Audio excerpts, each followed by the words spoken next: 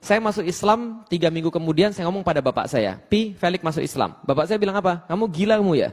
Enggak gila. Masukan setan kamu ya? Mana ada kemasukan setan seganteng ini? Oh enggak, kamu berarti kemasukan jin.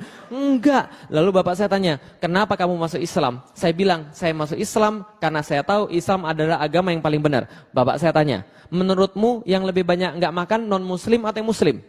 Muslim, Pi. Menurutmu yang lebih banyak enggak sekolah, yang non-muslim atau yang muslim? Muslim, Pi. Menurutmu yang lebih banyak enggak kemudian enggak tepat janji dan sebagainya, muslim atau non-muslim? Muslim, Pi. Lalu bapak saya bilang, kenapa kamu masuk Islam? Saya bilang, Pi, itu muslim, bukan Islam.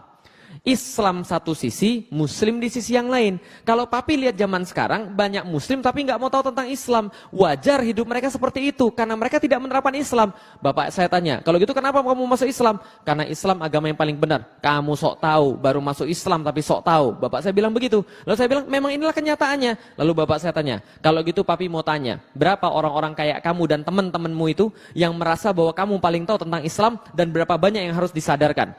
Saya bilang gini, mungkin di Indonesia nggak lebih 3% daripada orang-orang muslim yang benar-benar mau tahu tentang Islam, benar-benar mau belajar tentang Islam dan berkorban segala-galanya untuk Islam. Itu dulu tahun 2002 ketika saya baru masuk Islam. Sekarang berubah jauh. Apa berubah jauhnya?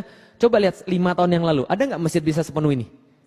Ada nggak masjid bisa sepenuh ini? Nggak ada. 5 tahun yang lalu, ada nggak orang kerudung sebanyak ini? Nggak ada. 2002, itu jawaban saya pada bapak saya. Bapak saya bilang, kalau gitu Lik, menurutmu 3% itu yang tahu tentang Islam mau merubah yang 97%? Iya, saya bilang. Itulah dakwah. Bapak saya bilang, kamu gila Lik, logikamu dari mana? Yang ada 3% yang diubah 97%. Bukan 97% yang diubah 3%. Kamu belajar matematik nggak sih Lik? Saya bilang begini, alhamdulillah, betul itu logika matematik begitu. Untungnya Tuhan saya nggak pakai logika matematik.